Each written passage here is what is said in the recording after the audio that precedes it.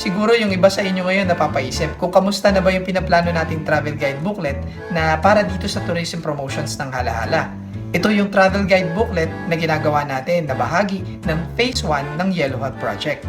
Bigyan ko kayo ng konting update. Kung nabasa nyo yung appreciation post ko nung naka 20,000 followers na tayo, maaalala nyo na nabanggit ko ron na parang binibigyan tayo ng mga rason para ma-delay. Kulang-kulang na impormasyon, magkakasunod na bagyo at sama ng panahon, tapos nagtinda kami sa Bancheto. May photographer na pero walang mahanap na visual artist na magva-volunteer para gawin yung creative map. At ng isang graphic artist na magle-layout. At higit sa lahat, dahil self-funded effort ito, hindi tayo ligtas sa shortage ng budget para sa mga cost na mga kailangan para mabuo itong travel guide booklet na to. Pero gaya ng sinabi ko, pwedeng hindi ito basta delay lang. Posibleng redirection ito.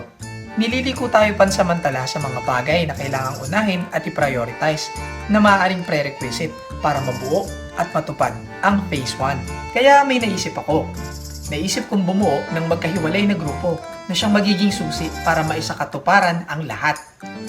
Lalo na, hindi din naman talaga ito kaya ng isang tao lang. Hindi ko muna kayo bibigyan ng spoiler pero para magkaroon kayo ng idea, narito ang first look sa dalawang grupo na sinasabi ko.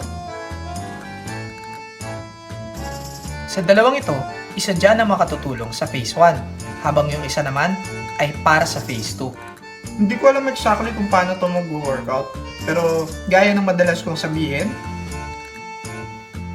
let's trust the process.